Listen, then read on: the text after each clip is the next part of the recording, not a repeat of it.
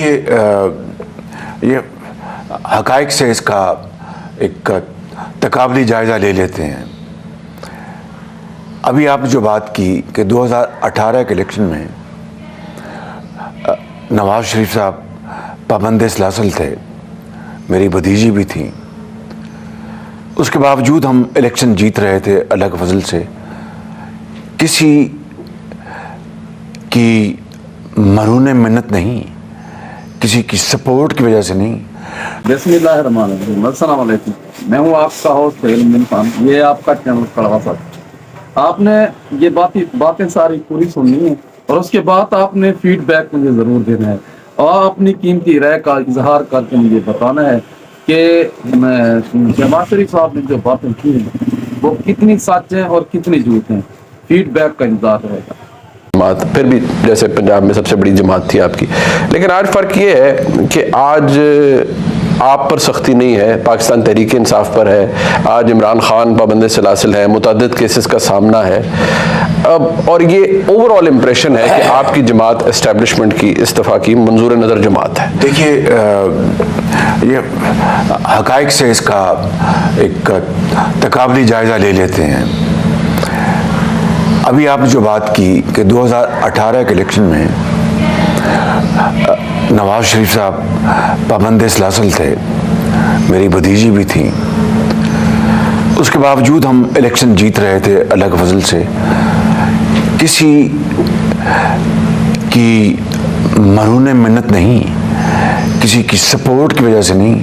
नवाज़ शरीफ की हुकूमत की शबाना रोज़ मेहनत के नतीजे में अल्लाह ताला अपने बेपाया फजल करम से हमें ये इज़्ज़त दे रहा था। पाकिस्तान को मज़ीद तरक्की और खुशहाली के रास्ते पर तेज़ी से लेके जाना। इमरान खान आज पाबंद सलासिल हैं।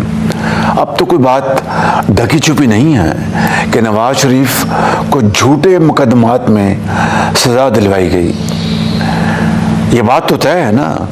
और ये जो बात कही जा रही है, मैं लफ्ज़ खुद कह देता हूँ, आपने शायद अपने सवाल में पूछेंगे लाडला, तो लाडला नवाज़ शरीफ था जिसको 1999 में so called plane hijacking case में उम्र कैद हुई और फिर जलावतन कर दिया गया। सर, वो पुलों के नीचे से बहुत सा पानी मैं आपको बिल्कुल एक क्रिस्प आपको कंपैरिजन दे रहा हूँ। फिर 2018 में आपने खुद फरमाया और उसके बावजूद भी हम इलेक्शन जीत रहे थे। आज इमरान खान अगर पाबंद सलासिल है, 9 मई के गद्दारी का एक मुकदमा जो कि एक संगीन तरीन मुकदमा है, 190 मिलियन पाउंड का जो मुकदमा है, कोई मामूली बात है। और वो शख्स जो ये कहता थकता नहीं था कि 300 अरब डॉलर पाकिस्तान से ये चोर और डाकू ले गए हैं, मैं इनको लेके आऊँगा। $1 तो ना ला सके, 190 मिलियन पाउंड जो कि नेशनल क्राइम्स एजेंसी पाकिस्तान को वापस कर रही थी पाकिस्तान के ख़जाने में, उसका रास्ता रोका गया और उसको ख़जाने में आने के बजाय किसी और तरफ डाइवर्ट कर दिया गया। ये मैं तफसील में नहीं जा रहा।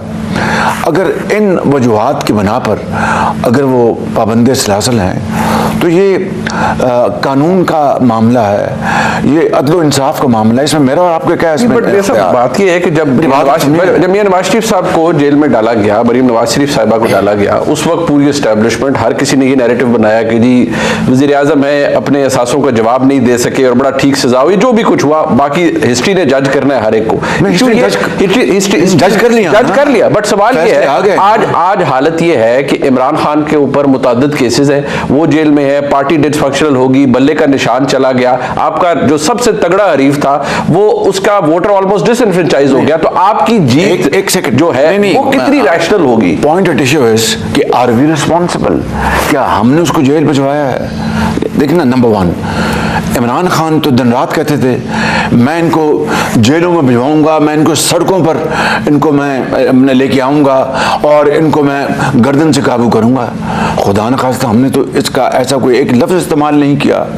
और किस तरह ओपनली ब्रेजनली उन्होंने जो सरकारी मशीनरी को इस्तेमाल किया।